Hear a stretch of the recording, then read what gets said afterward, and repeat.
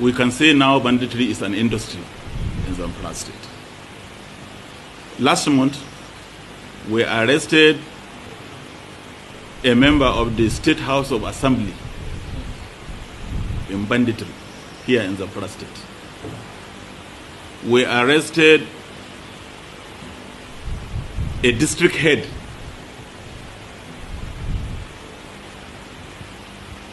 we also as well arrested a former local government chairman. So you can see that involvement of this class of people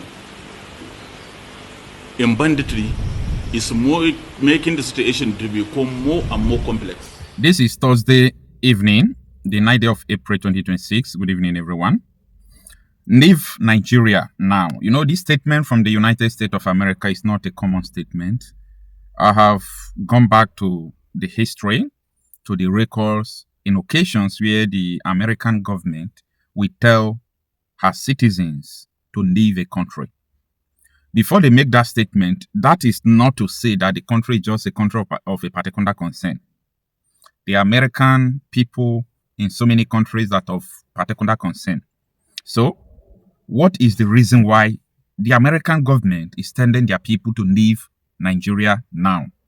Especially if the purpose why you are in Nigeria is not for emergency purpose. Leave Nigeria now. All right. Let's go to the travel.state.gov. That is the website where the United States government do advise their citizens on what to do. I first hear this from Marco Rubio, the Secretary of State, addressing the Americans who are in the Middle East. And I read through all these things. Look at it. This one is for Federal Republic of Nigeria Trip Advisory. This is April 8, 2026. So it was yesterday. Nigeria Level 3, reconsider travel. After this video, go to your Google, type what Level 3 means about travel trip advisors. It means that it's a place of danger where you are not supposed to travel to. So it's a high-risk domain. Now, it says reconsider travel to Nigeria due to crime, terrorism, unrest, kidnapping, and inconsistent availability of healthcare services. Some area have increased risk. Read the entire travel advisory. After this video, go there and read it. Now, embassy messages, alert. Security alert, U.S. Embassy Abuja, April 8, 2026. Wednesday, 8th of April 2026. A travel advisory update authorized departure of non-emergency U.S. government employee and family members from U.S. Embassy, and so on and so forth, the ones that they have conducted before. Anyway, there was a famous statement from Donald J. Trump threatening the terrorists in Nigeria. That was before the America now prioritize Iran war, and there are mixed reactions over it. Some people said that Donald Trump want to use the war in Iran to make people to forget about the Palestine fight that was trending before the war started. And so many people said it was to just kill the Islamic leader, the supreme leader, and the cabinet members so that they will get to people who can walk and flow with them. Some people said their aim is regime change, but they have not been able to do it. So there are mixed reactions. People are saying different things. But I know that Trump started threatening. In fact, Trump struck Nigeria on Christmas Day last year. You are aware of that. So the preparation to come into Nigeria and do some things, they were fully prepared before they were diverted to Iran. Now, the news is everywhere that these people are on 2 weeks ceasefire, of which I know that the ceasefire will be violated. They will start striking again, okay? So immediately they announced this ceasefire, or you can call it a pause, on Iran. The United States raised the emergency or the danger of going to Nigeria to level 3 from where it was. And after that, they are now asking their people to leave Nigeria. Well, I know fully well that the continuous killing in Nigeria have been troubling so many people in the United States cabinet. I mean, this Trump cabinet, because I know that this is not just about the US, but it's about Republican. These are the only people who focus on doing something about all these type of things. Because if Trump go out tomorrow, I know that US will not, especially if Democrats now come and take power again, just like what Barack Obama did. I know that they will still be funding Boko Haram using US aid and so on and so forth. So United States of America, through the Democrats, have been doing all sorts of things, atrocities. And that is why America is a country that the ideologies, political ideologies have been defined. So when Democrats take power, you already know what is going to happen.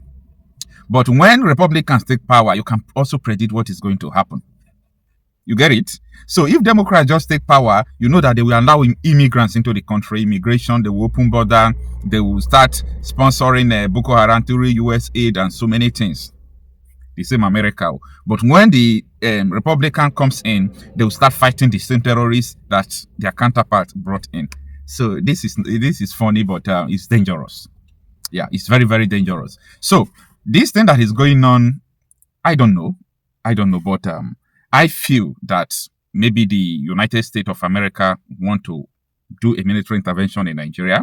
And I can remember about last week, yes, when so many people, including me, I wrote to Randy Moore.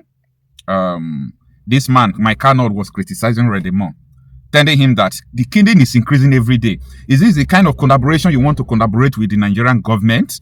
So I think the man was facing pressure, and he made one statement and said, if Tinubu government refuse to do this as we are seeing, the US is going to do it by themselves. However, I don't really know what US is planning. If I know, you know, if I know, I will tell you. I don't talk what I don't know. Okay? I don't talk what I don't know. I don't know what they are up to by telling their people in Abuja to leave and so on and so forth. But guess what? Before the week runs out, we will know whether there will be a potential military intervention from the United States or not. For now, I don't know. But what we know is that the purpose why Trump threatened Nigeria before has doubled. The killing has doubled. Every day, minimum of 20 people are being killed by these jihadists. You know, they are increasing it every now and then. As I speak to you now, yesterday, they killed soldiers. They killed a general. God. A general was killed yesterday. You know, all these things seems to be funny, but it's not funny at all. It's not funny at all. These people are telling you that we can come in, we can go out, we can do this, we can do that. Like there is nothing you could do. We own this place, we own this country. And you can see people who are very close to the president, like the National Security Advisor. We also be coming out to tell you that, they are our brothers, we can't kill them. The military will come out to tell you they are our brothers, we can't kill them, they are prodigal sons. But the real people are dying. They are killing soldiers, killing everybody. So is this how we are going to continue? Absolutely no. Don't forget that a lot of people criticize us when we opt for international intervention, right? Very good. They even criticize Zike Dachomo. They said so many things. They said it was the Southerners are trying to bring America in. But this was the same America Tinubu, Buhari, and Rebadu was running to before. INEC, the registered ADC, Atiku ran to America, hired an American to go and bribe Trump to do something about it. So nobody's talking. But when we said America should come and intervene, people say, why are you only waiting for America? But all of them are running to that same America. Black men. However, I have repeatedly, be saying this for a few days now that we need a gun revolution. At least before what will happen, everybody need to arm themselves. Because I have seen that the only power of these terrorists is not because they are smart or powerful, but because they possess what the citizens who are vulnerable don't have. And that is gun. Share gun. Share gun. Give everybody gun. This issue of terrorism will come to an end. Give people gun. Everybody should carry gun. Executive order should be signed. Carry gun. Let's see who is who. So until then, let's be watching what is going to unfold.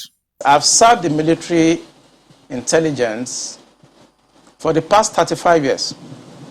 It has always been the case. Our problem is religion and social-cultural. I mean, people will expect me to come here and start talking about kinetics, about operation and so on. I've been an operational commander all my life. I've commanded warships, I've commanded troops, I've commanded men outside Nigeria and so on. But I'm not going to come to your station to discuss kinetics. The problem is not kinetics. In 2017, 2016, I'm always a member of the Security and Intelligence Brief at the Defense Headquarters. I said the center of gravity of Boko Haram and insurgency in Nigeria are the sponsors of that program. It was beyond us. Because the job we need to do is kinetics. Fight, destroy places, resolve issues. Yep. But we cannot resolve issue of sponsors of Boko Haram that were in Buhari's government, that we know them. When you say we, who I was in the military intelligence. Okay. And the defense headquarters staff that I work with, they know. And that was why we couldn't pursue that aspect that could have resolved that problem. Because you need to arrest people. And recently, 400 people were gathered as sponsors of Boko Haram. Why is it that the government has refused to try them? You remember this Boko Haram issue started since 2012. Yeah. And I was in the military intelligence that time. We arrested those people.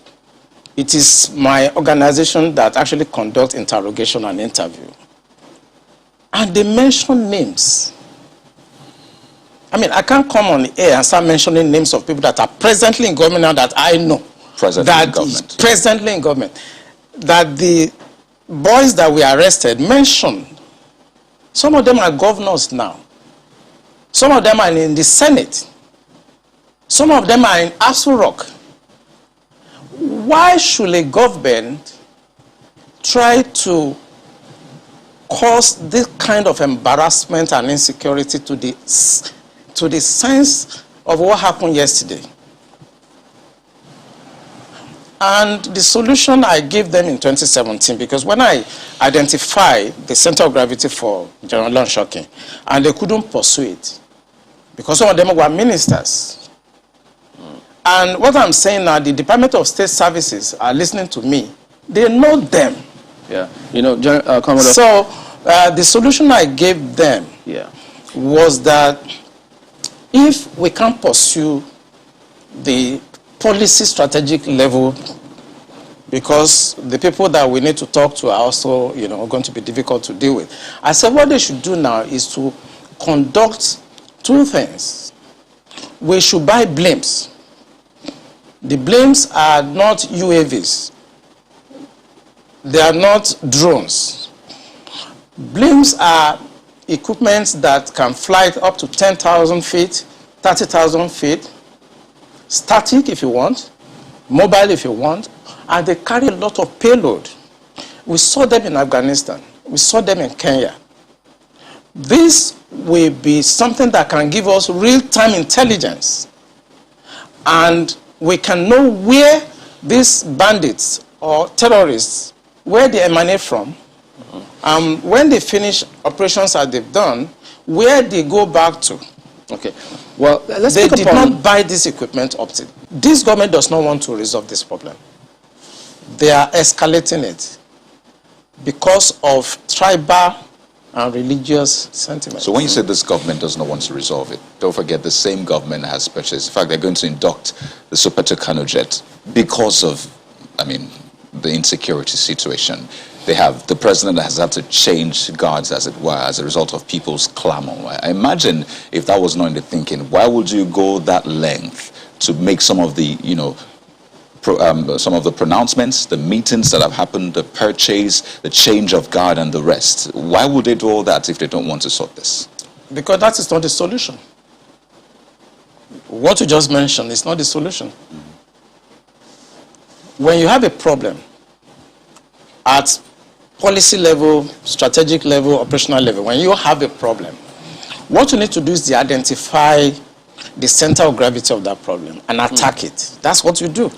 What they are doing is not attacking the center of gravity of the problem of Boko Haram and insurgency. So if the president is buying Super Tucano, is changing service chiefs, that is not the solution. We are looking at the wrong side. It's not kinetic. It's politics. Are you ruling out kinetic altogether? I can't rule out kinetic because so it's a spectrum. It's a spectrum, So you can't rule out something. But the center of gravity is what they should look at. And what is it? I'm saying it on this channel. It is the sponsor of Boko Haram and bandits. And speaking about the sponsors, you know, when you say the DSS, and yeah, they could be listening to you, but so they profile, part of their responsibility is to profile all of these persons before they either vie for elections or before, excuse me, they are nominated for any of these positions. Doesn't that happen? Don't they get intel and say, look, this and this is what we found, and then we don't think that this should proceed further? Doesn't that happen? It does. You know, when I worked with the DSS in 2007, because when Yaradua approved the operational order that we did, we now have to work together as a team. He actually forced all of us to sit down together and work together. I was surprised at the tremendous amount of information had by DSS. I was shocked. We in DI, I was in Defense Intelligence Agency, and when they were forced to bring out the files, I was shocked. They have so much information at DSS presently, as I'm talking about what I'm talking about. They have. But you see, if a fish is going to get spoiled, it's going to start getting spoiled from the head. The DSS will not do anything except the Commander-in-Chief's body language shows that this is the direction I want to go. That is where the problem is. The DSS has tremendous information. By the time 2023 is here and somebody take over and wants to undo some of this evil that I've seen in this country, you will be surprised names that the DSS will bring out. They have the information. There's nothing I'm going to say here that they don't have. The defense headquarters have the solution for the kinetic aspect. They do. I'm not going to come here to advise them. I work with them and they're still there. The Chief of Naval Staff was in the intelligence with me. We were together in Defense Intelligence Agency. That's Vice Admiral Gambo. I know these people are good. They know what to do. It's not that they have problems. It has to do with politics, the sponsors, people that feel that this country should be Islamized. You know, assuming but not conceding that, I mean, that all of this is the case. So what is the end game? Because I imagine as a strategist, that's what you think about too. So these things are happening. What is the end game? So why will this be allowed to fester? For what purpose? The end game for them, because we did, normally when you want to look at this type of challenges, what you do is that you go through what we call the intelligence circle. Okay? When you do the processing and you do the analysis before dissemination point, you discover that the end game for them is to just turn this country into like a Taliban type of country. And it's a mindset. And anything goes. In other words, 10% casualties, 20% casualties is allowed in trying to achieve the end game of Islamizing this country. That's for the terrorists, the bandits. It's not for the terrorists and the bandits, for the sponsors. Because I told you, and I will repeat on this channel, the sponsors of Boko Haram and the bandits are the problems. And defense headquarters, the army headquarters, the naval headquarters, the air force cannot do anything about that. Buhari has to do something about that. The Interpol has the list of those people that are sponsoring Boko Haram. I work with Interpol. They should ask, if they don't know, they should ask. The government of Dubai, they have the list of those people. During the trial of those people that were caught, names were mentioned. They have the list. The government also told us that they've arrested 400 sponsors of Boko Haram. Why should a government not try those people and bring peace and harmony and safety to this nation? Why won't a government do that? Those people that are going to harass cadets and officers in NDA, they live around the place. I know NDA very well. I was in Georgia, I was in NDA as young officers, and I know the area very well. They live around the place. So why can't you put up a blimp that can see what they are doing in real time and eliminate them? Why won't you do that? In fact, there were more details saying that some persons slept up, but we'll come to that hopefully. Mark has got some questions for you.